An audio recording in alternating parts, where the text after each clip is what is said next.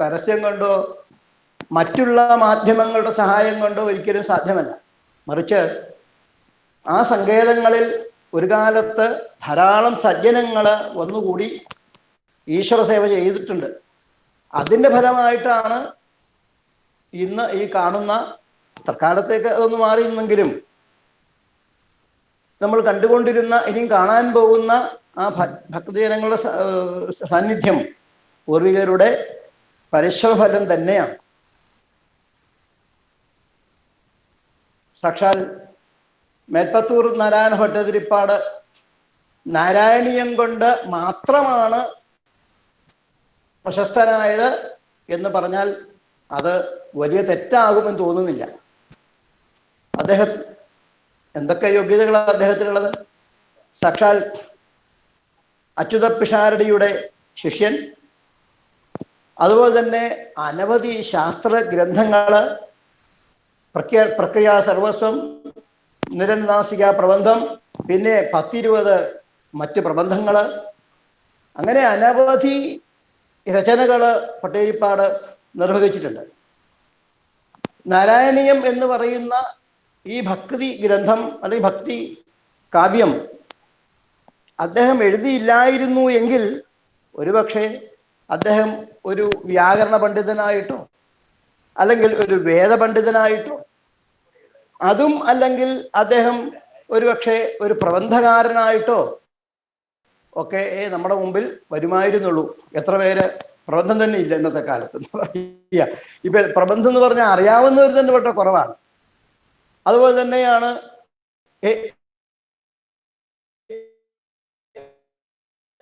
നിരനാസിക പ്രബന്ധം. എന്ത് പ്രബന്ധം? നിരനാസികയോ നിരനാസികം എന്ന് പറയുന്ന ശബ്ദമില്ലാതെ പറയാൻ പറ്റുമോ? നമുക്ക് തോന്നും. പക്ഷെ അതിൽ പ്രബന്ധം. അപ്പൊ ആ മേഖലകളിൽ സഞ്ചരിക്കുന്നവർക്ക് ഒരുപക്ഷെ അദ്ദേഹത്തിനെ അറിയുമായിരിക്കാം. മറിച്ച് ഇന്നിപ്പം ഏത് കുട്ടിക്കും, ഒരുമാതിരി നമ്മുടെ സംസ്കാരവുമായി ബന്ധപ്പെട്ട കുടുംബത്തിൽ ഏത് കുട്ടിക്കും നാരായണീയം എന്ന് പറഞ്ഞാൽ അവർ മനസ്സിലാക്കും. ഏതെങ്കിലുമൊക്കെ ഭാഗങ്ങൾ ഒരു കേട്ടിട്ടുണ്ടാവും. ഇപ്പം പറഞ്ഞില്ല, നാരായണീയത്തിൻ്റെ കാലമാണെന്ന് ഇടയ്ക്ക് പറയാറ് പതിവുണ്ട്. എന്ന് പറഞ്ഞാൽ അത്രമാത്രമൊക്കെ ഈ അദ്ദേഹവും ഇതുമായിട്ട് ബന്ധപ്പെട്ടു എന്ന് വേണം പറയാൻ. എന്താണ് കാരണം? നമ്മളുടെ ഒരു വാക്ക് മറ്റുള്ളവർ ശ്രവിക്കണമെങ്കിൽ അതിന് ചില പ്രത്യേകതകൾ. ഒന്നാമത്, ആ വാക്ക് ഉള്ളിൽ തട്ടി പറയുന്നതായിരിക്കണം. സത്യവുമായി എന്തെങ്കിലും ബന്ധമുണ്ടായിരിക്കണം. ആത്മാർത്ഥത ഉണ്ടാവണം എന്നാണ്. അതൊക്കെ ഉണ്ടെങ്കിലേ ഒരു വാക്ക് മറ്റുള്ളവർ വേണ്ടതുപോലെ ഉൾക്കൊള്ളുകയുള്ളൂ, ഉള്ളിലേക്ക് കടന്നു പോകും.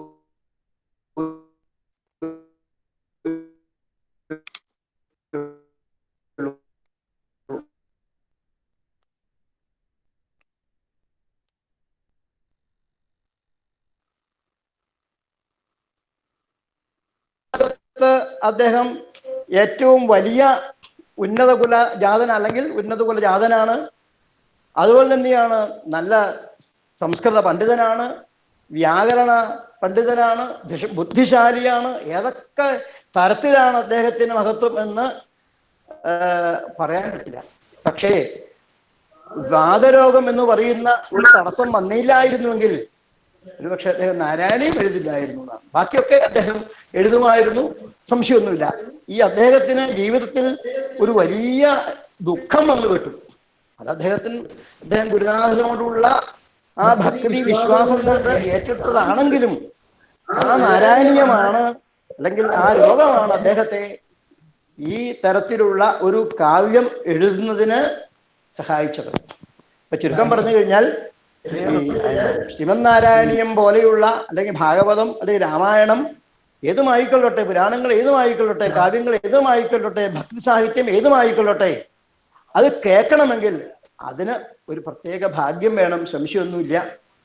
ഭാഗവതത്തിൽ ഒരു ഭാഗത്ത് പറയും, ശ്രുതസ്യ പുംസാം സുചിരശ്രവസ്യ നന്നഞ്ജസാ സൂരിബിരീഡിഗോർത്ഥ എത്തൽ ഗുണാനുശ്രവണം മുകുന്ദപാദാരവിന്ദം ഹൃദയേഷു യേഷാം ശ്രുതസ്യ പുംസാം സുചിരശ്രമസ്യ. നല്ല കുലത്തിൽ ജനിച്ചത് കൊണ്ടോ സുന്ദരനായതുകൊണ്ടോ ആരോഗ്യമുള്ളത് കൊണ്ടൊന്നും ഒരു കാര്യമില്ലെന്നാ പറയാ. മറിച്ച് ശ്രുതസ്യ നല്ല വിദ്യാഭ്യാസം വേണമെന്നാ പറയാ. എന്താ വിദ്യാഭ്യാസത്തെ കുറിച്ച് മഹാന്മാര് പറയാ? ഈശ്വരനെ കുറിച്ച് മനസ്സിലാക്കുമ്പോഴാണ് അവൻ വിദ്യ ഉള്ളവനാണെന്ന് പറയുക. ഈശ്വരനെ കുറിച്ച് മനസ്സിലാക്കാൻ തയ്യാറാകുമ്പോഴാണ് അവൻ വിവേകമുള്ളവനാകുമായി മാറുക. ശ്രുതസ്യ ഇവിടെ പറയുന്ന നല്ല വിദ്യാഭ്യാസം എന്ന് പറയാം.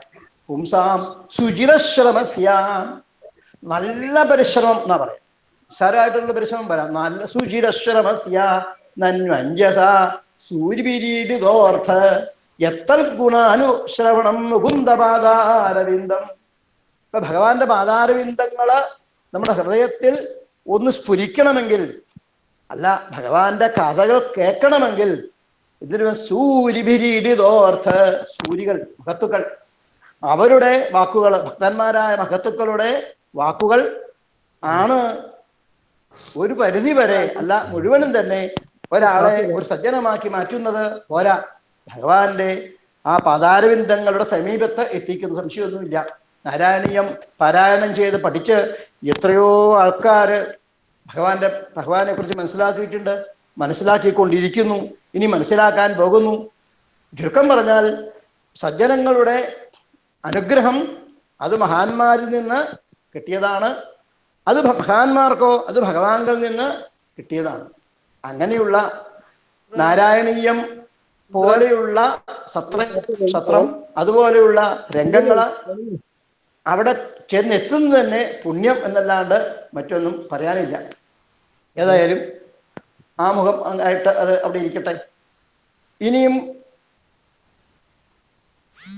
ഭാഗവതത്തിൽ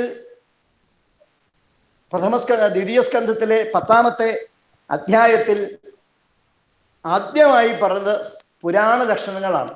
സർഗം വിസർഗം സ്ഥാനം പോഷണം ഉതി മന്വന്തരം ഈശാനകഥ നിരോധം മുക്തി ആശ്രയം.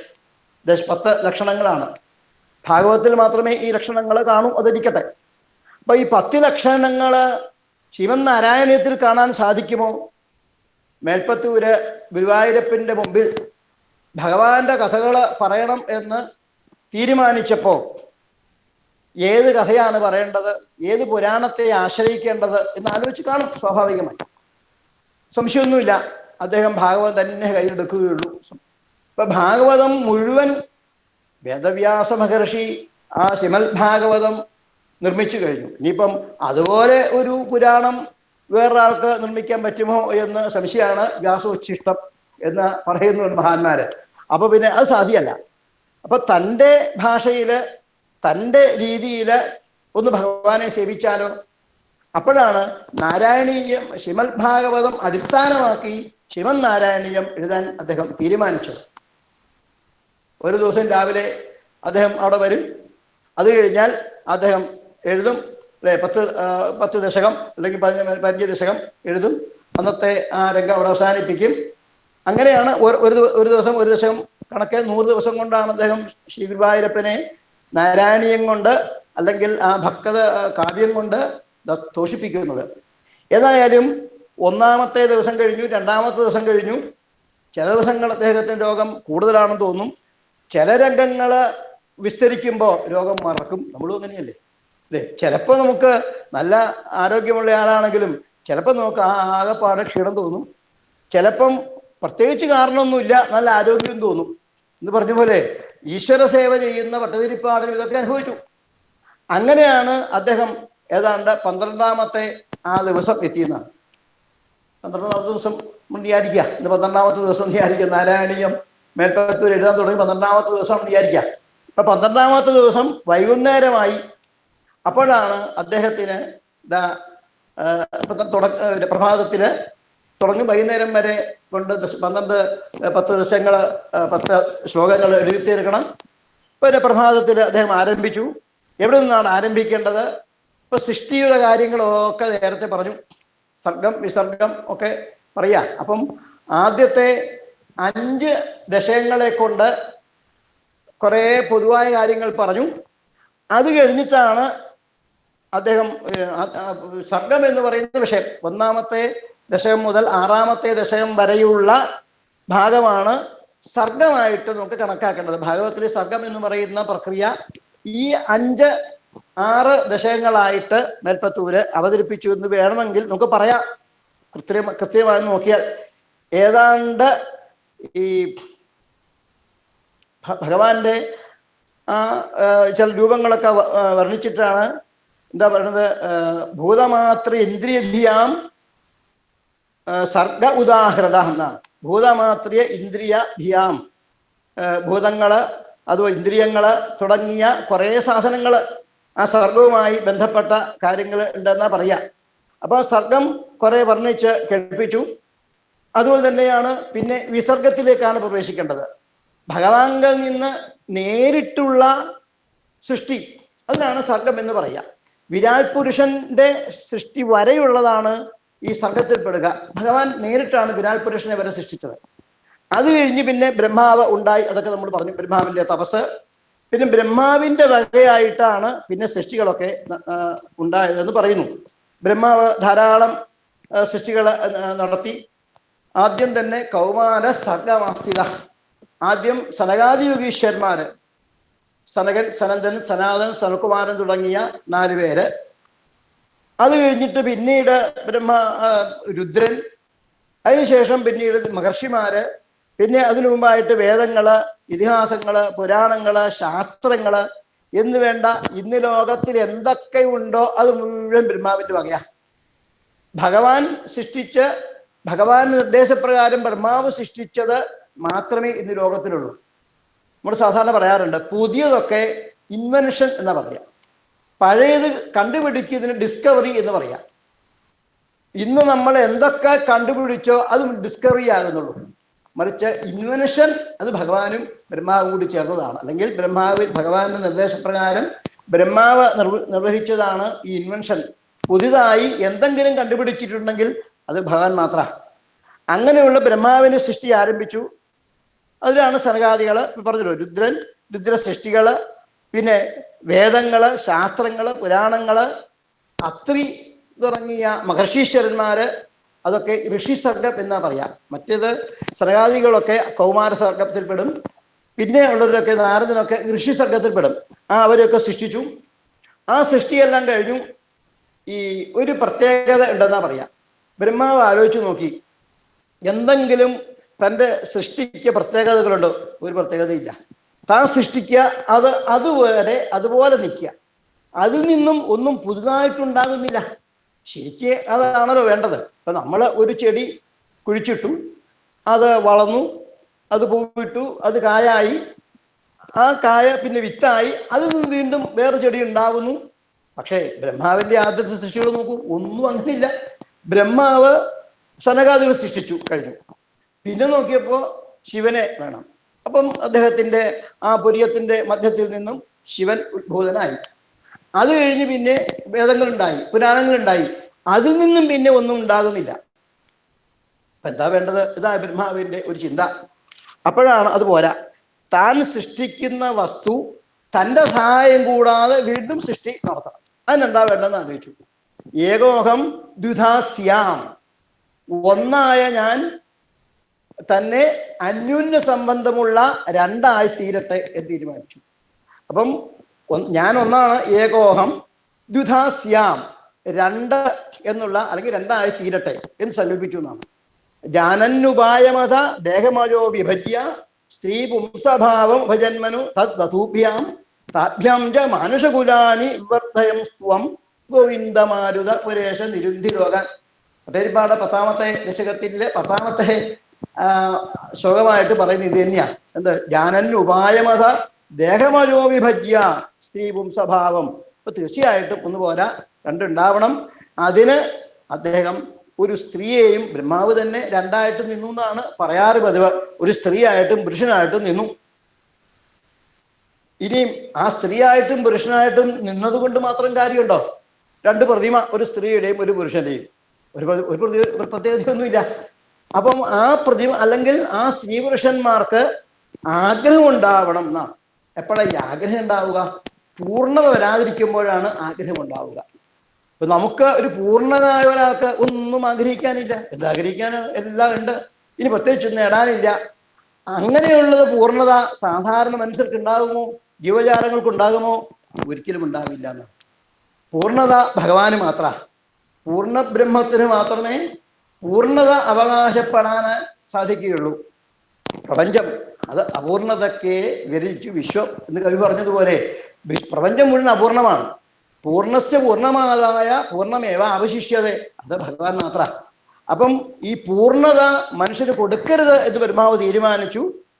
അങ്ങനെയാണ് മനുഷ്യന് ഈ ജീവജാലങ്ങൾക്ക് ആഗ്രഹം ഉണ്ടായത് എന്നാണ് പിന്നീട് പറഞ്ഞത്. ആഗ്രഹങ്ങൾ ഉണ്ടാവുക ഇല്ലേ? വിവാഹിതരായി, അപ്പൊ അവർക്കുണ്ടായി എന്ത്? കുട്ടികൾ ഉണ്ടാവണമെന്ന് ആഗ്രഹമായി. ഒരു മകനുണ്ടാവണമെന്ന് ആദ്യം തോന്നി, മകനുണ്ടായി. അപ്പൊ മകളുണ്ടാവണം തോന്നി, മകളുണ്ടായി.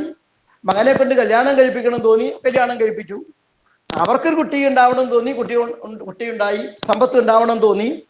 ആഗ്രഹങ്ങളാണ് മനുഷ്യനെ മുമ്പോട്ട് കൊണ്ടുപോകുന്നത്.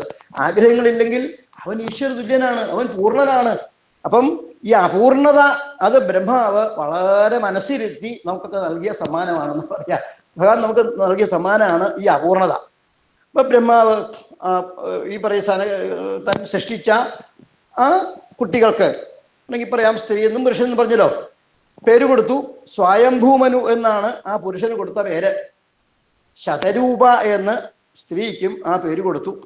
രണ്ടുപേരോടും പറഞ്ഞു, നിങ്ങൾ ഭൂമിയിലേക്ക് പോവുക, ഭൂമിയിൽ ചെന്ന് ധാരാളം സൃഷ്ടികൾ നടത്തുക, എൻ്റെ ആവശ്യം വരുമ്പോൾ ഞാൻ അത് നൽകിക്കൊള്ളാം എന്ന് പറഞ്ഞ് രണ്ടുപേരെയും വിവാഹം കഴിച്ച് അവിടെ നിന്ന് യാത്രയാക്കി എന്നാണ് പറയാം. അപ്പം ഈ സ്വയംഭൂമനുവിൻ്റെയും ശതരൂപയുടെയും വിവാഹം കഴിഞ്ഞു. അത് കഴിഞ്ഞവരെ ആ ഭൂമിയിലേക്ക് യാത്രയാക്കി. അപ്പോഴാണ് ഈ രണ്ടുപേരും, സാധാരണ ഇന്നത്തെ കുട്ടികളൊന്നും ഒരുപക്ഷെ അങ്ങനെ ചോദിക്കില്ലായിരിക്കാം, കാരണം സ്വന്തം നിലനിൽക്കാനുള്ള സൗകര്യമൊക്കെ അവർക്കുണ്ട്. പക്ഷെ സ്വയംഭൂമനും സ്വരൂപി അങ്ങനെയല്ല. അവർ ബ്രഹ്മാവനെ നമസ്കരിച്ചു. എന്ന് ചോദിച്ചു, അല്ല അച്ഛാ, ഇപ്പം ഞങ്ങളുടെ കർത്തവ്യം എന്താണ്? അങ്ങ് പറഞ്ഞു സൃഷ്ടി നടത്താനൊക്കെ പറഞ്ഞു, കാര്യം ശരിയാ, എന്നാലും അങ്ങോട്ട് പൂർണ്ണമാകുന്നില്ല. ഞങ്ങളുടെ കർത്തവ്യം എന്താണ്? എന്താണ് ഞങ്ങൾ ചെയ്യേണ്ടത്? പിന്നെ ഇത്രയൊക്കെ അനുഗ്രഹം നൽകിയ അങ്ങയെ ഞങ്ങൾ എങ്ങനെയാണ് ശുശ്രൂഷിക്കേണ്ടത് എന്നൊക്കെ ചോദിച്ചു എന്നാണ്. മാത്രമല്ല, ഈ ഇഹലോകത്തിൽ യശസ്സും പരലോകത്തിൽ സദ്ഗതിയും ഉണ്ടാവുക, അത് ഏത് കർമ്മം ചെയ്താലാണ് ലഭിക്കുക? ശരിക്ക് അത് നമ്മൾ ആലോചിക്കേണ്ടതാണല്ലേ. രണ്ടും പ്രധാനപ്പെട്ടതാണ്. ഇഹലോകത്തിൽ നമുക്ക് എല്ലാ സുഖങ്ങളും ഉണ്ടാവണം, യശസ് ഉണ്ടാവണം, എല്ലാം ഉണ്ടാവണം. പരലോകത്തിൽ സൗഖ്യമുണ്ടാവണം, സദ്ഗതി ഉണ്ടാവണം. ഇഹലോകത്തിൽ യശസ്സും പരലോകത്തിൽ സദ്ഗതിയും ഉണ്ടാവാൻ എന്ത് പ്രവൃത്തിയാണ് ചെയ്യേണ്ടത് എന്ന് ആരാഞ്ഞപ്പോ ബ്രഹ്മാവ് പറഞ്ഞു, ഉണ്ണി, വാസ്തവം പറഞ്ഞാൽ ഇത് തന്നെയാണ് ഉണ്ണിയുടെ പ്രത്യേകത, ഇത് തന്നെയാണ് ഉണ്ണിയുടെ യോഗ്യത. എന്താ കാരണം? അച്ഛനമാരോട് ബഹുമാനം തോന്നുക, അവരോട് നമ്മൾ കീഴ്പ്പെട്ട് നിൽക്കുക, അവർക്ക് അനുകൂലമായി എപ്പോഴും പ്രവർത്തിക്കാൻ തയ്യാറാവുക.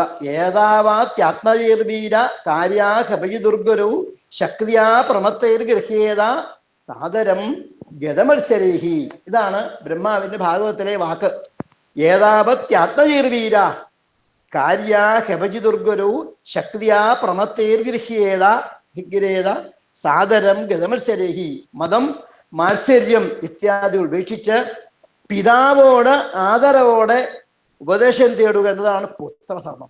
ശരിക്ക് ഇന്നത്തെ കാലത്ത് ഇതൊക്കെ കുട്ടികൾക്ക് പറഞ്ഞു കൊടുക്കേണ്ടത് തന്നെയാണ്. കാരണം എന്താണ് പുത്രധർമ്മം, എന്താണ് പുത്രീധർമ്മം, ഇതൊക്കെ വല്ലപ്പോഴുമെങ്കിലും കുട്ടികൾക്ക് പറഞ്ഞു കൊടുക്കാൻ തയ്യാറാവണം.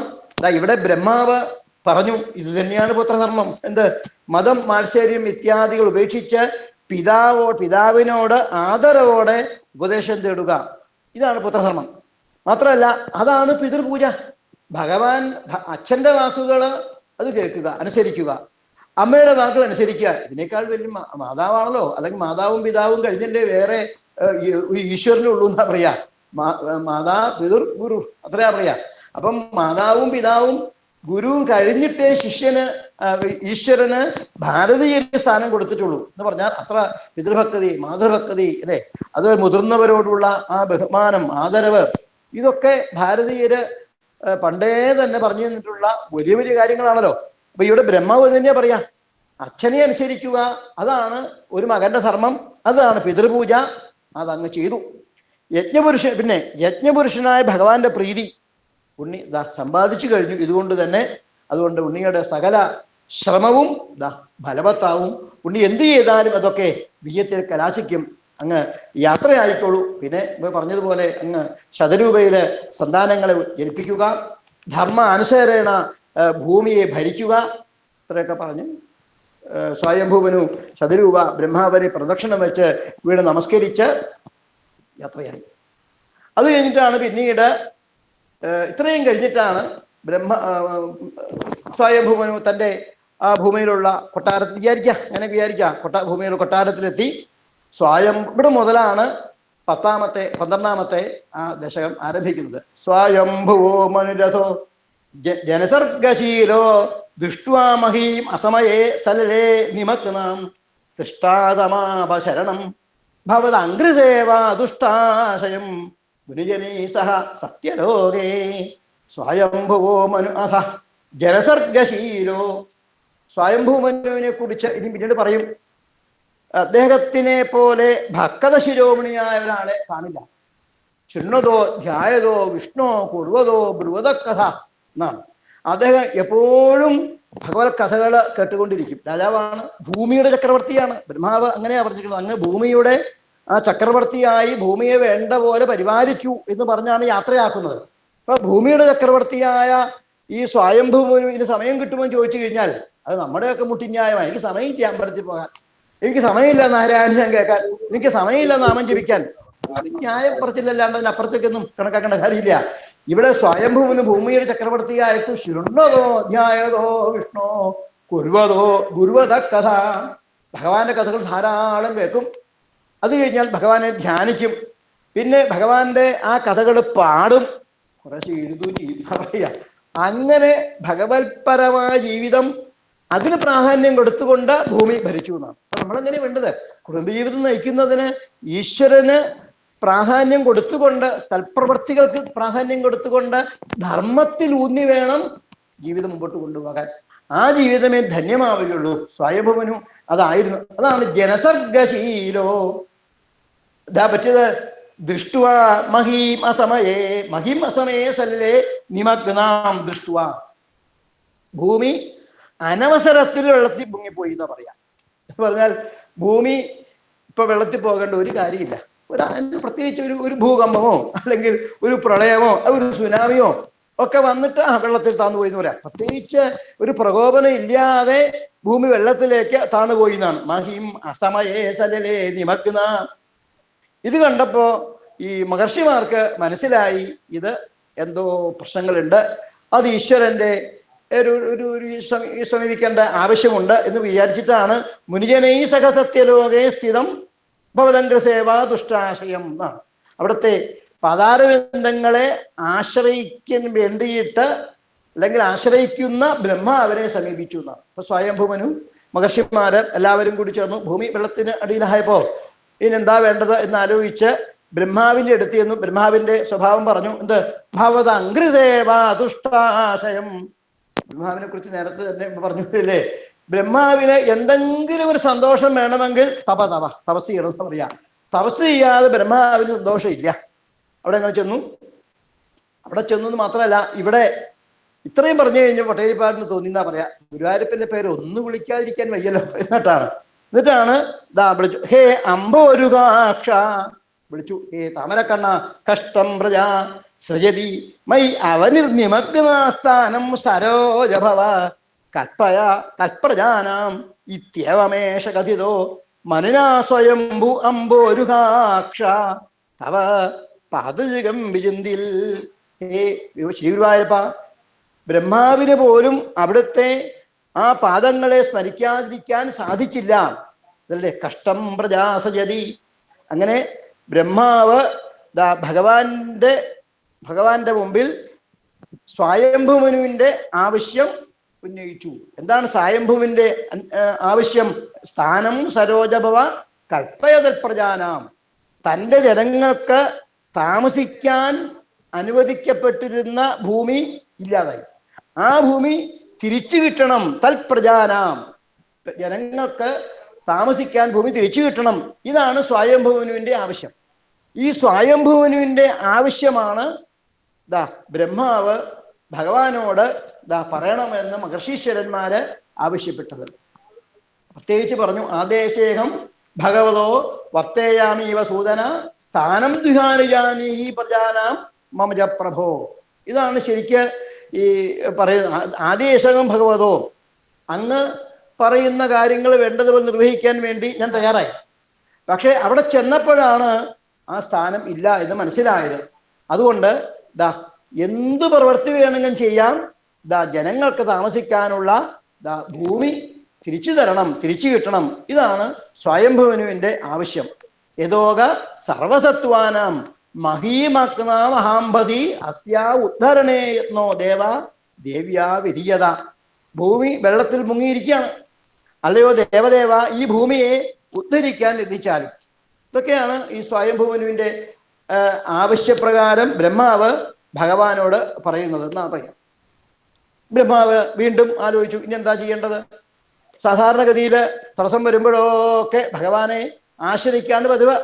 അതിനൊട്ടും മാറ്റം വരുത്തണ്ട എന്ന് തീരുമാനിച്ചിട്ടാണ് ബ്രഹ്മാവ് ധ്യാനിക്കാൻ തീരുമാനിച്ചു. ആ ധ്യാനത്തിൻ്റെ ഒടുവിൽ ബ്രഹ്മാവിൻ്റെ ഹൃദയത്തിൽ ഭഗവാൻ ആവിർഭവിച്ചു എന്ന് പറയാം. അല്ലെങ്കിൽ ഹൃദയ കമലത്തിൽ ഭഗവാനെ ബ്രഹ്മാവ് ഭഗവാനെ കണ്ടു. അതോടുകൂടി തൻ്റെ ആ ആവശ്യം ഭഗവാനോട് അറിയിച്ചു എന്നാണ്. ഹാഹാ വിഭോ ജനമഹം നിപവം പുരസ്താദ്യാവി മഞ്ജരിമഹി കിമഹം കരോമി യുദ്ധം ത്വദംഘ്രിയുഗളം ശരണം യതോശ്ച നാസാവുടാൽ സമഭവ ശിശുകോലരൂപി വിഭോ ഹാഹാ അഹം പുരസ്താ ജലം നിപവം. അത്ഭുതമാണ്. ബ്രഹ്മാവ് പറയുന്നു, ഞാൻ ഈ ജലമെല്ലാം മുമ്പേ കുടിച്ചു വെച്ചതാ, എന്നിട്ടോ വീണ്ടും വെള്ളം എന്ന് പറയും. ഈ ശ്രീമദ് ഭാഗവതത്തില് ശ്രദ്ധിച്ചിരിക്കുന്ന സജ്ജനങ്ങൾ, ഇത് കേൾക്കുന്ന സജ്ജനങ്ങൾക്ക് ഒരു പക്ഷേ ഈ അത്ര ഭാഗവത്തിൽ നിന്നും പരിചയം ഉണ്ടാവില്ല. കാരണം ഭാഗവത്തിൽ ഇന്ന് കിട്ടുന്ന പതിപ്പുകളിലൊന്നും ഇല്ലാത്ത ഒരു 2 ശ്ലോകം ഉണ്ടെന്ന് പറയാം. അത് പറ്റുന്നില്ല. പീതം മയാ ജലം പൂർവം പൃഥിവീച നിവേശിത തഥാപി കിമിതം സദ്യ പ്ലാവിതേ പുനരംബുഭി പ്രജാ ദേവാസുരപിതൃ മനുഷ്യ പശുപക്ഷിണ സരീസൃപാൻ നഗാൻ നാഗാൻ ഭൂതാൻ ഉച്ചാവചാനിച്ച. ഈ 2 ശ്ലോകം ഉണ്ടെന്നാണ് മഹാന്മാര് പറയാ. ഇപ്പം പറയാൻ കാരണം, ഈ ബ്രഹ്മാവിൻ്റെ ഈ വാക്കിൽ ഇത് അടങ്ങിയിട്ടുണ്ട്. ബ്രഹ്മാവ് പറഞ്ഞു, അദ്യ അഭി മഹീമഞ്ജരി അഹം കിം കരോമി. എന്താ കാരണം? എന്താ? വിഭോഹ അഹം പുരസ്താൻ ജലം വിഭവം. ഞാൻ പണ്ട് ഈ വെള്ളം മുഴുവൻ കുടിച്ചു വറ്റിച്ചതാണ്. പിന്നെ വീണ്ടും ജലം ഉണ്ടാവാൻ കാരണം എന്താണ്? അങ്ങനെ ജലം ഉണ്ടായത് കൊണ്ടാണല്ലോ ഭൂമി അതിലേക്ക് താഴ്ന്നു പോയത്. ഇതാണ് ബ്രഹ്മാവിൻ്റെ സംശയം.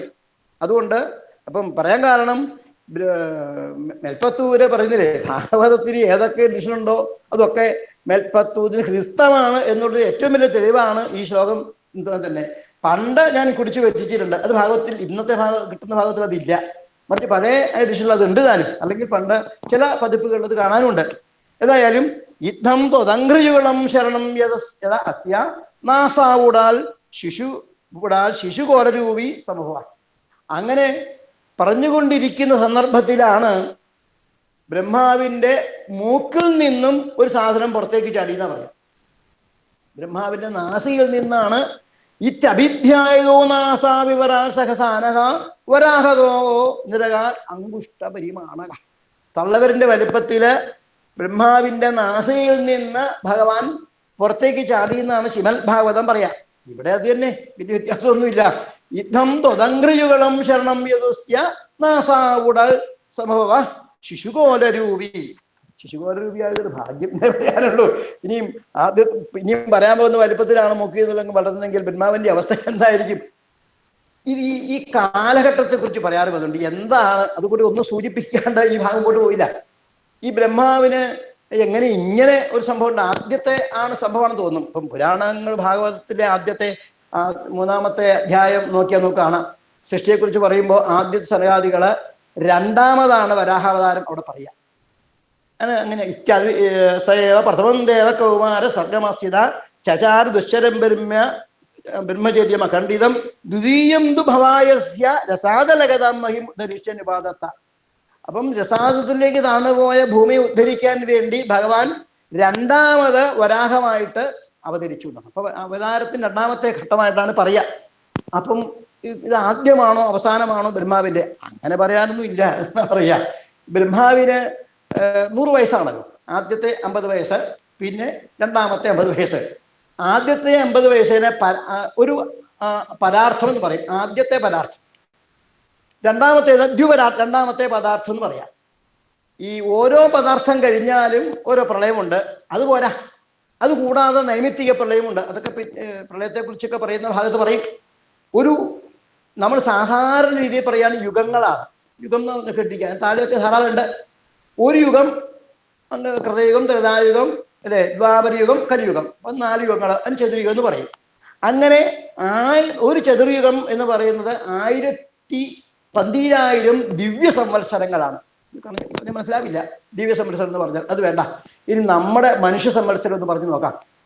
32 ഏതാണ്ട് 20,000 വർഷമാണ് ഈ പറയുന്ന ഒരു ചതുരികം എന്ന് പറയാം. ഒരു ദിവ്യ ഇത്ര പറയുന്ന ഒരു ചതുരികം. അങ്ങനെ ബ്രഹ്മാവിന് 1000 അങ്ങനെയുള്ള ചതുരികങ്ങള് 1000 കഴിയുമ്പോൾ 1000 ചതുരികം, അതിന് ഒരു കൽപ്പം എന്നാണ് പറയുന്നത്. എന്നിട്ടോ അങ്ങനെയുള്ള ഒരു കൽപ്പം, ഇങ്ങനെ ബ്രഹ്മാവിന്റെ ഇത് ഇത്രയും കഴിയുമ്പോൾ 1000 ചതുരികം കഴിയുമ്പോൾ ഒരു കൽപ്പം കഴിയുമ്പോൾ ബ്രഹ്മാവിന് ഒരു പകലാവും. അത്രയും കഴിയുമ്പോൾ ഒരു രാത്രിയാവും. ഇതാണ് ബ്രഹ്മാവിന്റെ ഒരു ദിവസം. അങ്ങനെ ബ്രഹ്മാവിനിപ്പം 50 കൊല്ലമായി നഷ്ടം. ചുരുക്കം പറഞ്ഞാൽ 1000 ഗുണം 50 ചതുരയുഗമാണ് ഒന്ന്.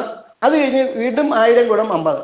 അത്രയും കഴിയുമ്പോഴാണ് ഏതാണ്ട് ബ്രഹ്മാവിൻ്റെ ഒരു പരാർത്ഥം കഴിയുക, അല്ലെങ്കിൽ ഒരു പരാർത്ഥം പിന്നെ അടുത്ത പരാർത്ഥം. അതാണ് കണക്ക്. ഇത് എത്രയോ കോടാനുകോടി വർഷങ്ങൾ. ഇപ്പൊ ചുരുക്കം പറഞ്ഞാൽ ഇപ്പൊ ഇവിടെ പറയാൻ കാരണം ബ്രഹ്മാവിന് ഇപ്പൊ 50 വയസ്സായി.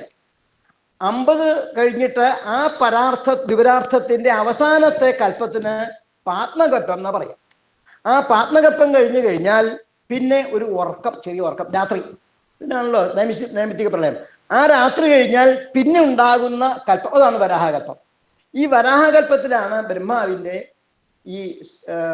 അതാണ് വരാഹ അവതാരം നടക്കുന്നത് ഈ വരാഹകൽപ്പത്തിനാണ്. അതുകൊണ്ടാണ് ആ കൽപ്പത്തിന് വരാഹകൽപ്പം എന്ന് പേര് കൊടുക്കാൻ തന്നെ കാരണം. അതിരിക്കട്ടെ. ഏതായാലും അങ്ങനെയുള്ള ആ വരാഹമൂർത്തിയായിട്ട് അങ്കുഷ്ടമാത്രം ഒരു തള്ളവരിന്റെ വലുപ്പത്തില് ഭഗവാൻ ബ്രഹ്മാവിന്റെ നാസയിൽ നിന്ന് പുറത്തേക്ക് വന്നു. ഇത് മാത്രോ, ഈ വന്നു അവിടെ കിടന്നു സമാധാനമുള്ള കാര്യമാണ്. ഇതല്ലോ, വന്ന വീണപാടി തന്നെ അത്യത്ഭുതകരമായി വളരാൻ തുടങ്ങിയെന്ന് പറയാം. അങ്കുഷ്ടമാത്ര വറു ഉൽപ്പതിത പുരസ്താൽ ഭൂയോധ കുംഭി സദൃശ സമജൃംഭദാസ്ത്വം അഭ്രേ തഥാവിധമുദീക്ഷ്യ ഭവന്തമുച്ചൈർവിസ്മേരതാം വിതിരകൽ സഹ സുവിഭിസ്വൈ ത്വം പുരസ്താൽ അങ്കുഷ്ടമാത്ര വപുഹു ഉൽപ്പതിത. അങ്ങ് ആദ്യം, ഹേ ഭഗവാനെ, അങ്ങ് കൽപ്പത്തൂര് ഗുരുവായൂരപ്പനോട് പറയുന്നതായിട്ട് വേണം വിചാരിക്കാൻ. ഹേ ഭഗവാനെ, അങ്ങ് ത്വം പണ്ട് ആദ്യം അങ്കുഷ്ടമാത്ര വപു ഉൽപ്പതിത. തള്ളവരുടെ വലിപ്പം എത്ര ഉണ്ടാവും അയച്ചു നോക്കിയാൽ മതി. എന്നിട്ടോ അത് കഴിഞ്ഞ് പിന്നെ ഒന്നങ്ങനെ വരുന്നത് കുംഭി സദൃശ.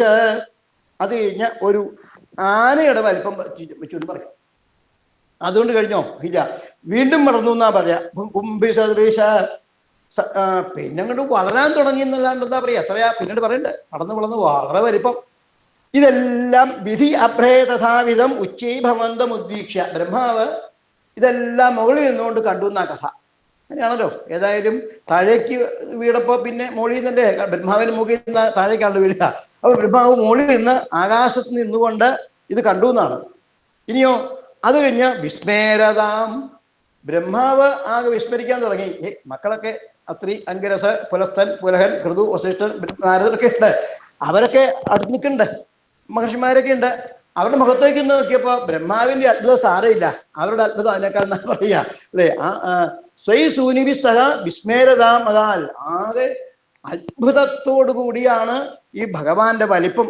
അല്ലെങ്കിൽ പിന്നെ ഭഗവാന്റെ വലിപ്പം അല്ലെ ആർക്കാണ് അത്ഭുതമല്ലാതെ തോന്നുക? വലിപ്പൊന്നും വേണ്ട. ഭുവനമെന്തൊരത്ഭുതം അല്ലെ, ലോകം തന്നെ അത്ഭുതമല്ലേ. ഗഗനമെന്തൊരത്ഭുതം, നിഖില ജീവജാലം എന്നത് എന്തൊരത്ഭുതം. നല്ല അത്ഭുതമല്ലേ. അത്ഭുതം എന്നല്ല ഒന്നും പറയാനില്ല. ബ്രഹ്മാവിന് അത്ഭുതം തോന്നി, സനകാദി മറ്റുള്ള ബ്രഹ്മപുത്രന്മാർക്കൊക്കെ അത്ഭുതം തോന്നി. ഏതായാലും തിരക്കേടില്ല. ഒന്ന് നോക്കി ഇനി എന്താ സംഭവിക്കണമെന്ന് അറിയാമല്ലോ. വീണ്ടും നോക്കി നിന്നപ്പോഴാണ് വീണ്ടും മടന്നു എന്ന് പറയാം. കോസാവചിന്യ മഹിമാ കിടുദ്ധീതോ മേ നാസാപുടൽ കിമുഭവേൽ അജിതസ്യ മായ യുദ്ധം വിചിന്തയതി ധാതരി ശൈലമാത്ര സദ്യോ ഭവൻ കില ജഗർജിത ഘോരഘോരം. അതോടുകൂടി ദുഷ്ടോ അങ്കുഷ്ടശിരോമാത്ര ക്ഷണാൽ ഗണ്ഡശിലാസന അഭിസ്വിൽ ഭഗവാനേഷ യജ്ഞോ മേ ഖേദയൻ മന. ദുഷ്ടോ അങ്കുഷ്ടശിരോമാത്ര ക്ഷണാൽ ഗണ്ഡശിലാസന. ഭാഗവതം പറയുന്നത് ആദ്യം തള്ളവരന്റെ വലിപ്പത്തില്, പിന്നെ മേപ്പത്തൂര് പറഞ്ഞതുപോലെ ഒരു ആനയുടെ വലിപ്പം. അത് ഗണ്ഡ എന്നാണ്, വലിയ ഗണ്ഡശില, വലിയ പർവ്വതം പോലെ. ചുരുക്കം പറഞ്ഞാൽ ആദ്യം ബ്രഹ്മാവിന് വരാഹമൂർത്തിയെ കാണണമെങ്കിൽ നന്നായിട്ട് തല കുനിക്കണമായിരുന്നു, ഇപ്പോഴും കാണാമായിരുന്നു കേട്ടോ. പക്ഷേ പിന്നീട് ബ്രഹ്മാവ് എത്ര തലയുയർത്തി നോക്കിയിട്ട് ഭഗവാനെ മുഴുവൻ കാണാൻ പറ്റിയില്ല എന്നാ പറയാ. ഭഗവാൻ മുഴുവൻ കണ്ടവരായിട്ട് ആരും ഇല്ല. കാണാൻ ശ്രമിക്കുന്നത് തന്നെ വിട്ടിത്തറന്നേ പറയാനുള്ളൂ. ഏതായാലും ബ്രഹ്മാവ് ആ രൂപം കണ്ടപ്പോ അല്ലേ, ഏതാ അചിന്ത്യ മഹിമ എന്നാണ്. ഒരു കാലത്തും ചിന്തിക്കാൻ പോലും പറ്റാത്ത അത്രയും മഹത്വമുള്ള അസോക്കിഡിഹിക്കഹ എന്നാണ്. ഈ വരാഹം, ഈ പന്നിക്കുട്ടി ആരാണ് മനസ്സിലാവുന്നില്ലല്ലോ. അജിതമായ ഭവേൽക്കിമു, സംശയമൊന്നുമില്ല, ഇത് ഭഗവാന്റെ മായ തന്നെയാണ്. ഇനിയും അങ്ങനെ ധാതരി യുദ്ധം വിചന്തയതി. ബ്രഹ്മ ഇപ്പൊ ചിന്തിച്ചുകൊണ്ടിരിക്കുമ്പോ മഹർഷിമാരെ പറഞ്ഞു, അത് വയ്യ, അങ്ങനെ ചിന്തിച്ചുകൊണ്ടിരുന്ന വയ്യ, എന്തെങ്കിലും വേണം. അവര് അദ്ദേഹത്തെ ഭംഗിയായിട്ട് സ്തുതിച്ചു. ഭഗവാന്റെ വലിപ്പത്തെക്കുറിച്ച് പല മഹാന്മാര് പറയുന്നുണ്ടോ. ഇതൊക്കെ ഭഗവാന്റെ വലിപ്പമൊക്കെ ശ്രീമദ് ഭാഗവതമൊക്കെ നന്നായിട്ട് വായിച്ച് തറവാക്കിയിട്ടുള്ള ആളാണല്ലോ സാക്ഷാൽ വില്ലുമംഗലം. അദ്ദേഹം ഇതെല്ലാം വായിച്ച് അദ്ദേഹത്തിന് തോന്നിയെന്നാ പറയും, എനിക്ക് ഭഗവാന്റെ ഇത്ര വലിപ്പമുള്ളൊരു ഒന്നും കാണാനുള്ള ഒരു മനസ്സില്ല എന്ന് പറഞ്ഞതാണ്. എന്നിട്ടോ രോമരന്ധ്ര പരിപൂർത്തി വിധാവദക്ഷാവാരാഹ ജന്മനി ബുഭൂ അമി സമുദ്ര തം നാമനാഥം അരവിന്ദൃശം യശോദ പാണിദ്വയാന്തർജലൈ സ്നവയാം ബഭൂവ. എനിക്ക് യശോദാമ്മ കുളിപ്പിച്ചുകൊണ്ടിരിക്കുന്ന ഉണ്ണികൃഷ്ണനെ കാണാനാണ് ഇഷ്ടം എന്നാ പറയാ. വരാഹമൂർത്തിയെ കുളിപ്പിക്കാൻ പറ്റിയില്ല കേട്ടോ. സമുദ്രങ്ങളെ എല്ലാം കൂടി ചേർന്ന്, അന്ന് ഈ സമുദ്രം ഒന്നും വേർതിരിച്ചിട്ടില്ല, പിന്നീടാണ് ഈ സമുദ്രമൊക്കെ ഈ വേർതിരിക്കുന്നത്, 7 സമുദ്രങ്ങളൊക്കെ മാറുന്നത്. അതൊക്കെ പിന്നീട് ഭരതന്റെ കാലത്തൊക്കെയാ. അപ്പൊ ഇന്ന് ഈ സമയത്ത് ജലം എല്ലാം ജലാശയം എന്ന് ശരിക്കും അക്ഷരാർത്ഥ ജലാശയം തന്നെയാണ്. ആ ജലാശയത്തിൽ വരാഹമൂർത്തി ഒന്നും വീണിട്ട് അല്ലെങ്കിൽ നിന്നപ്പോഴോ അദ്ദേഹത്തിന് രോമം പോലും നനഞ്ഞില്ല എന്നാ പറയാ. അപ്പൊ പിന്നെ ആ വരാഹമൂർത്തിയുടെ വലിപ്പം എത്രയുണ്ട്? അപ്പൊ അദ്ദേഹം പറഞ്ഞു, അങ്ങനെയുള്ള വരാഹമൂർത്തിയെ കാണാനല്ല എനിക്ക് കൂടുതൽ സന്തോഷം, മറിച്ച് യശോദാദേവി കുളിപ്പിക്കുന്ന ഉണ്ണികൃഷ്ണന്റെ രൂപം കാണാനാണ് താല്പര്യം. അപ്പൊ എത്ര വെള്ളം വേണം ഉണ്ണികൃഷ്ണനെ കുളിപ്പിക്കാൻ? അതോ പാണിദ്വയാന്തർജലൈസ്നവയാം ബഭൂവ, ഒരു കുമ്പിള് വെള്ളം എന്നാ പറയാ. 2 കൈയും കൂട്ടിപ്പിടിച്ച് എത്ര വെള്ളം കൊള്ളുവോ യശോദാദേവി, അത്രയും വെള്ളം ഉണ്ടെങ്കിൽ ഉണ്ണിക്കുട്ടനെ കുളിപ്പിക്കാം എന്നാ പറയാ. എന്ന് പറഞ്ഞാൽ ആ ഒരു സങ്കല്പം ഭക്തന്മാരൊക്കെ എങ്ങനെയല്ലേ, അവരുടെ ആ സങ്കല്പത്തിലുള്ളതാണ് അവര് കാണുക. അങ്ങനെ വേണം എന്ന് പറയാ. നമ്മളിപ്പം പറയാറില്ലേ, ഈ കാക്ക പറക്കുന്നത് പോലെ ആദ്യം ചെറിയ ചിത്രശലഭങ്ങള്, പിന്നെ കാക്കയായി, പിന്നെ പരുന്തായി, പിന്നെ കഴുകനായി, അങ്ങനെ പറങ്ങുന്നു. നമ്മൾ കഴുകനെ പോലെ പറക്കണമെന്ന് വെച്ച് നടക്കുന്ന കാര്യമാണോ? കാര്യമില്ല. ഗരുഡിന്റെ അത്ര ഉയർത്തണം എന്ന് പറഞ്ഞ കാര്യമില്ല. നമുക്ക് നമ്മുടെ കഴിവ് എന്താ പറയാ, അദ്ദേഹം പറയാ കഴിവിന്റെ ഉദ്ദേശിച്ചനുസരിച്ചല്ല, മറിച്ച് എൻ്റെ ആ മനസ്സിൽ എനിക്ക് ആ ഉണ്ണിയായിട്ട് കാണാനാണ് ആഗ്രഹം. അതാണ് സൂചന. ഏതായാലും തിരക്കേട്ടില്ല. അങ്ങനെയുള്ള ആ ഭഗവാൻ സദ്യോഭവൻ കില ജഗർജിത ഘോരഘോരം, അലറി എന്ന് പറയാ.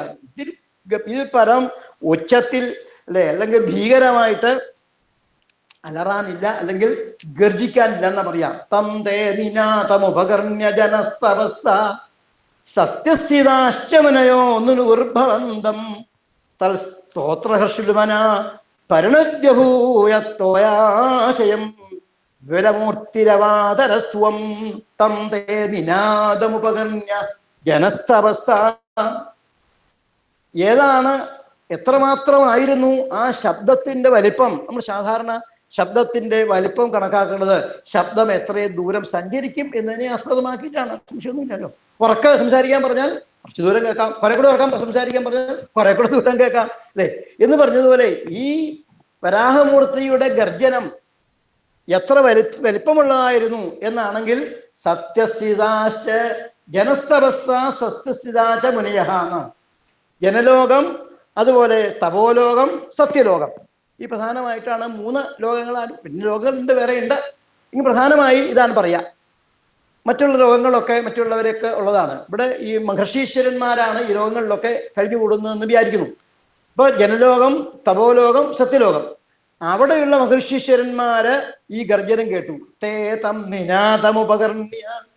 അവർക്ക് മനസ്സിലായിട്ടോ ഇത് മറ്റൊന്നുമല്ല, വരാഹമൂർത്തിയാകുന്ന ഭഗവാന്റെ ശബ്ദം തന്നെയാണ്. ആ ശബ്ദത്തെ അവർക്ക് ഭീകരമായിട്ടല്ല അവർക്ക് തോന്നിയത്, മറിച്ച് ഭഗവാന്റെ ശബ്ദം ഇതിനെ പേടിക്കേണ്ടത് ഘോരഗർജനമാണെങ്കിലും അത് നമ്മളുടെ ദുഃഖത്തെ ഇല്ലാതാക്കുന്നതാണ്. നരസിംഹമൂർത്തിയുടെ അലർച്ച കേട്ടിട്ട് അല്ലേ ഭക്തന്മാർക്കൊന്നും ഒരു ഭയം ഉണ്ടായില്ലല്ലോ. പ്രഹ്ലാദൻ കൈകുപ്പി തൊഴുത് ചിരിച്ചു നിന്നല്ലേ ഉള്ളൂ. എന്താ കാരണം? ഭഗവാന്റെ ശബ്ദം അത് നമ്മളെ താരാട്ട് പാടുന്ന ശബ്ദമായിട്ട് കണക്കാക്കണം. അപ്പം ഭഗവാൻ പേടിപ്പിക്കുന്നയാളല്ല, മറിച്ച് സന്തോഷിപ്പിക്കുന്നയാളാണ്, സാന്ത്വനിപ്പിക്കുന്നയാളാണ്. മഹർഷിമാർക്ക് അത് നിശ്ചയമുണ്ട്. അതുകൊണ്ടാണ് അവർ ഗംഭീരമായിട്ട് സ്തുതിച്ചു. ആ സ്തുതി ഭഗവാൻ കേട്ടു. ത്വം തൽ സ്തോത്ര ഹർഷുലുമന.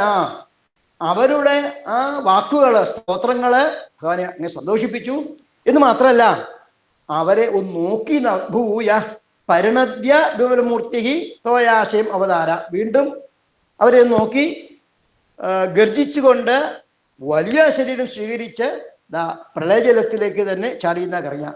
നിശമ്യ തേ ഖർഖരിതം സ്വഹേത ക്ഷേഷ്ടുമായാമയ സൂകരസ്യ ജനസഭ സത്യനിവാസിനസ്തേ ത്രിഭി പവിത്രേർ മനയോ ഗ്രന്സ്മ.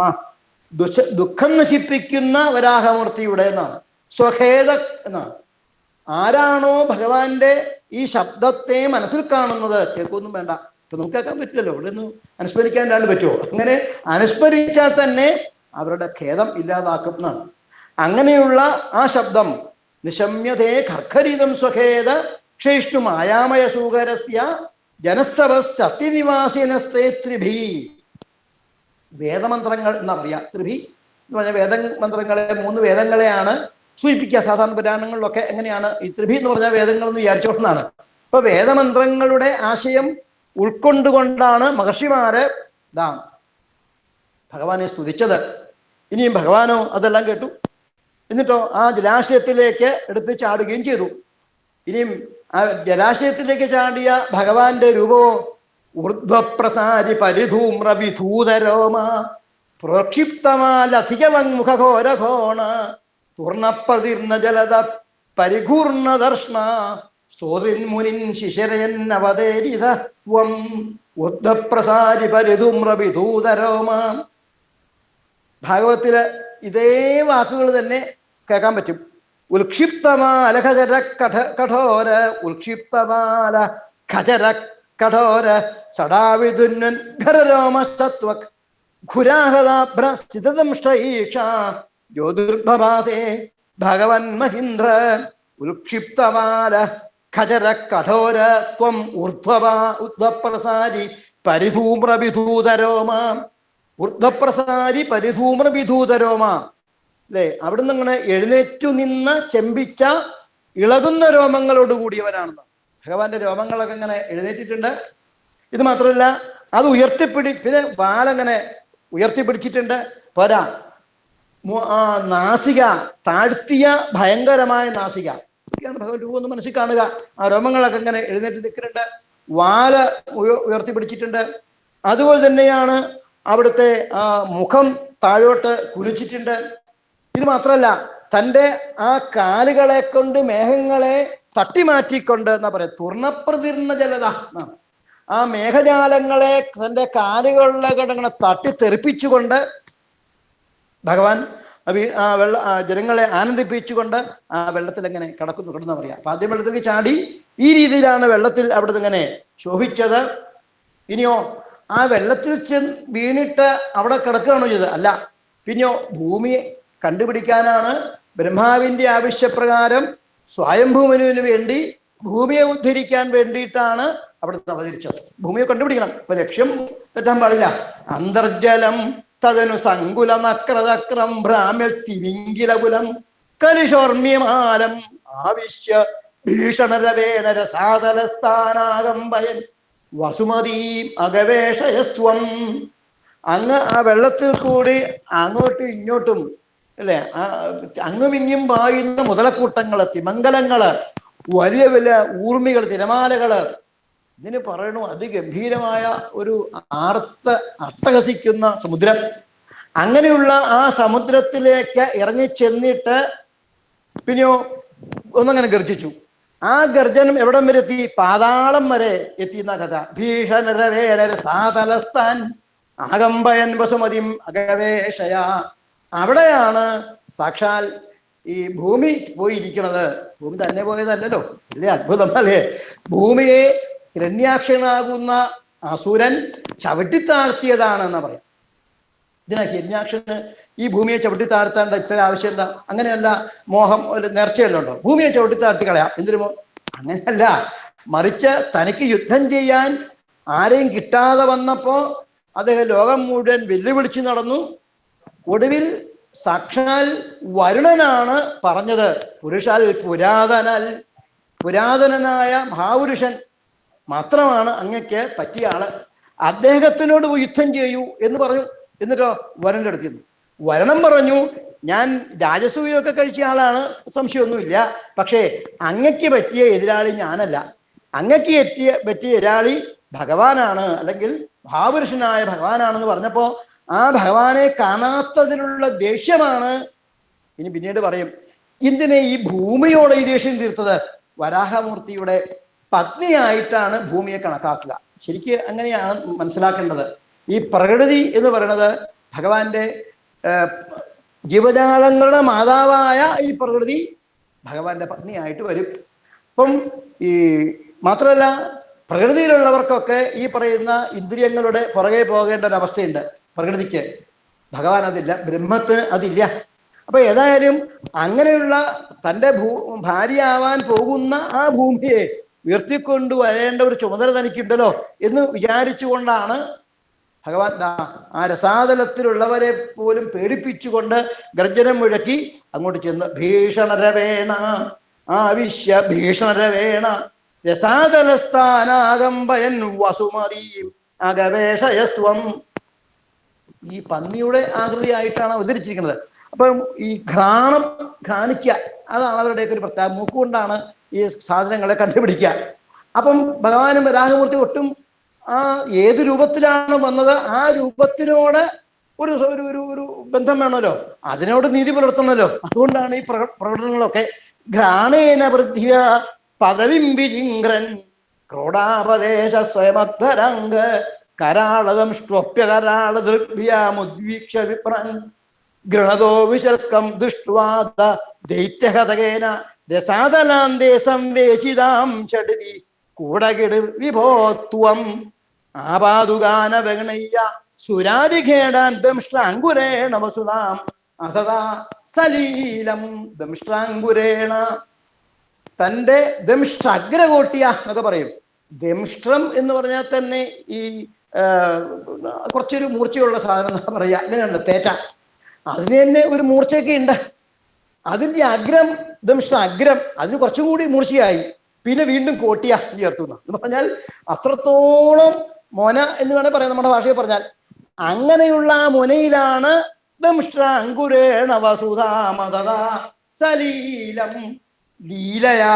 അങ്ങനെയല്ലേ ഭഗവാന്റെ എല്ലാ കളികളും എല്ലാ അവതാരങ്ങളും ലീലയാ. നമ്മളെയൊക്കെ സന്തോഷിപ്പിക്കാൻ വേണ്ടിയിട്ടാണ് ഇവിടുത്തെ എല്ലാ കഥകളും. അത് ലീലയാ. അപ്പൊ ഒരു കളിയായിട്ട് വരാഹമൂർത്തിയാകുന്ന ഭഗവാൻ ഭൂമിയെ ഉയർത്തിക്കൊണ്ടുവന്നു. അങ്ങനെയുള്ള ഭഗവാന്റെ നിറം ഇത് പറയുന്നുണ്ട്, തമാല നീരം തമാല സീതം സിദ്ധദന്തകോട്ടിയ. ഈ വരാഹമൂർത്തിയാകുന്ന ഭഗവാന് രണ്ട് നിറമുണ്ടെന്നൊക്കെ പറയാറ് പതിവുണ്ട്. ആദ്യം ഭഗവാന് വെള്ള നിറമായിരുന്നുവെന്നും പിന്നീട് അദ്ദേഹത്തിന് നീല നിറമായിരുന്നു എന്നൊക്കെ പറയാറുണ്ട്. ഇനിയും ഈ വരാഹമൂർത്തിയാകുന്ന ഭഗവാൻ യുദ്ധത്തിനാണ് പോണത്. യുദ്ധത്തിന് പോകുന്ന ഭഗവാന് വെള്ളയായ പറ്റില്ലെന്നാ പറയാം. കാരണം വെള്ള നിറം ഒരു സമാധാനത്തിന്റെ ചിഹ്നമാണ്. അപ്പൊ പിന്നെ ഇവിടെ തമാലവൃക്ഷത്തിന്റെ ഇലയുടെ നിറമുള്ള വരാഹമൂർത്തി എന്നാണ്. അതുപോലെ തന്നെയാണ് തേറ്റയോ, വെളുത്ത തേറ്റ. ആ തേറ്റയുടെ അറ്റം കൊണ്ട് ഭൂമിയെ ഏറ്റിക്കൊണ്ട് വരുന്ന ആ ഭഗവാനെ കണ്ടപ്പോ എന്താ പട്ടേരിപ്പാന്ന് തോന്നിയത്? ഉസ്താങ്കുരാങ്കിത ഇവാധിക പീവരാത്മാ. ഈ മുത്തങ്ങ, ഈ വരാഹങ്ങൾക്ക് മണ്ണ് കുത്തി മറത്തുക എന്നൊരു സ്വഭാവമുണ്ട്.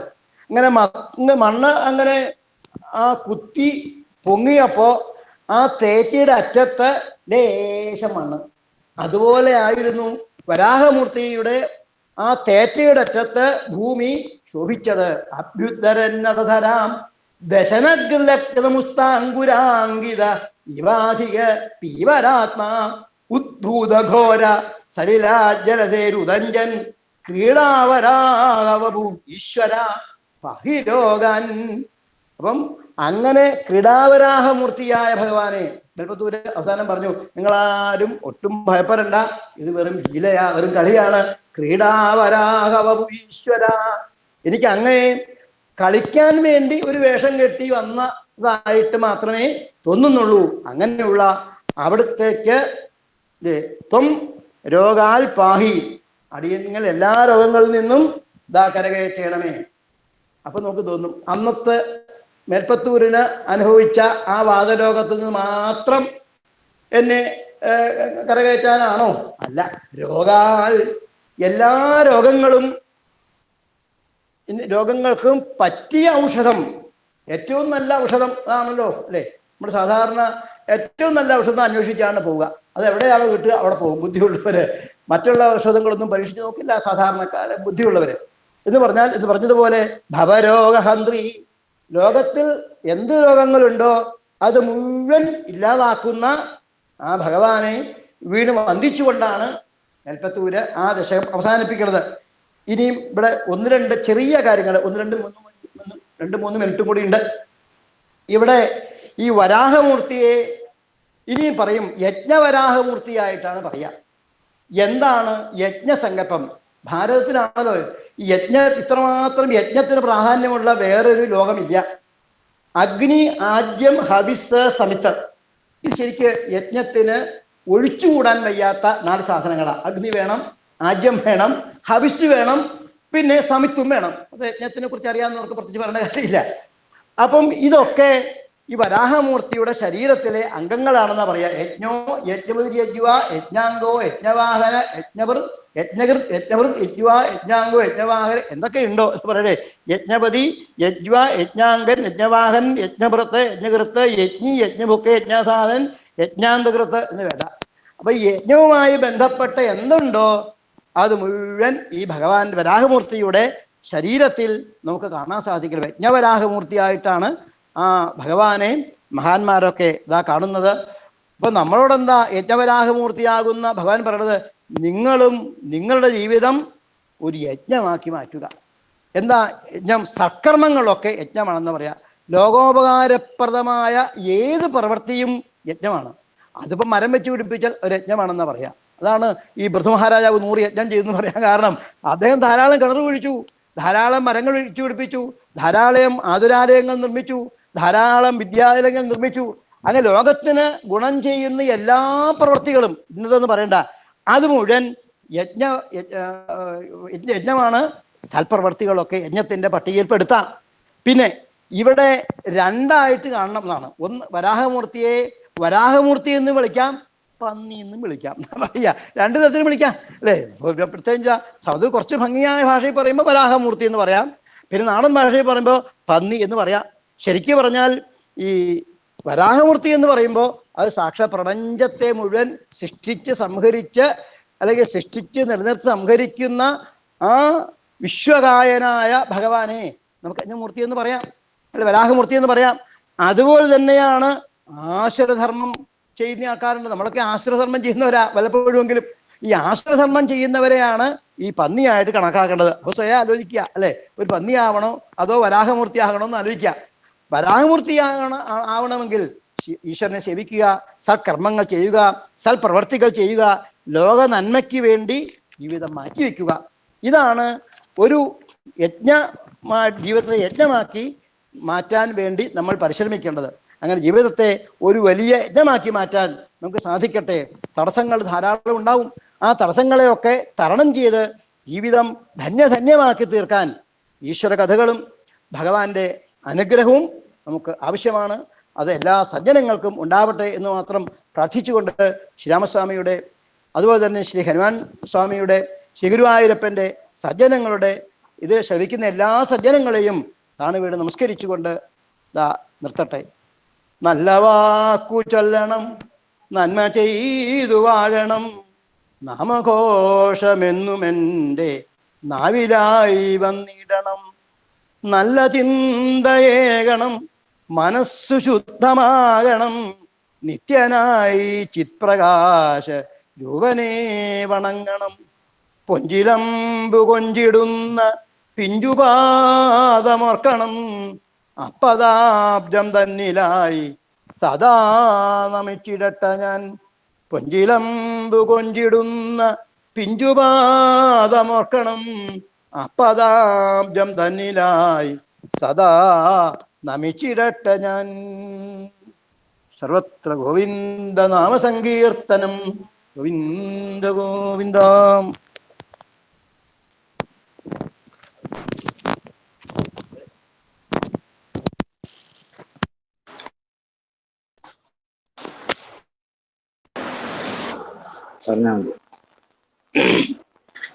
ഓം നമോ ഭഗവതേ വാസുദേവായ. ഇത്രയും സമയം വരാഹാവതാര കഥയിലൂടെ ഭൂലോകത്തിന്റെ എല്ലാ വശങ്ങളിലേക്കും നമ്മളെ എത്തിച്ച് യജ്ഞവരാഹമൂർത്തിയായ ഭൂമിയെ യജ്ഞസമ്പുഷ്ടമാക്കി മാറ്റിയ കഥ വളരെ വിസ്തരിച്ച് ഹൃദ്യമായി സുദീർഘമായ ആമുഖത്തോടെ ഭാഗവതത്തോട് ബന്ധപ്പെടുത്തിക്കൊണ്ട് അവതരിപ്പിച്ച നമ്മയൊക്കെയും ധന്യയാക്കി മാറ്റിയ ശ്രീ ഹോരക്കാട് ഗോവിന്ദൻ നമ്പൂതിരിയുടെ ഈ പ്രഭാഷണത്തിന് ഈ സഭ എന്നും കടപ്പെട്ടിരിക്കുന്നതാണ്. അദ്ദേഹത്തിന് ദർശനം കൊടുക്കാൻ മഹച്ചേട്ടനെ സാദരം ക്ഷണിക്കും.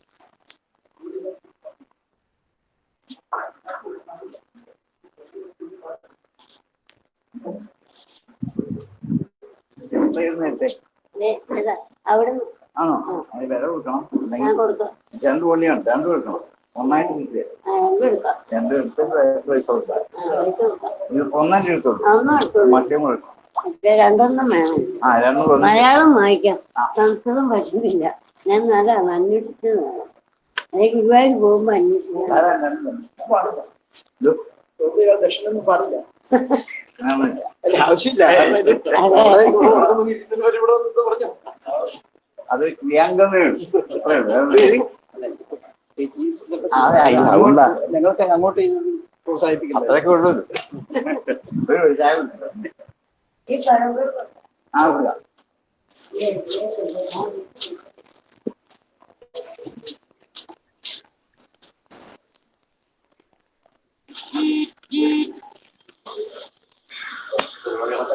പരിപാടികളൊന്നും ഇല്ലല്ലോ.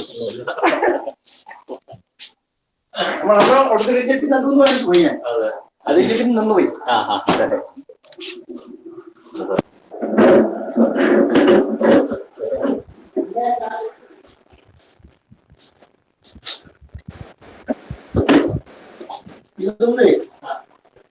ഇതൊന്നും നമുക്ക് പറ്റിയ ഫീൽഡാണ് ഈ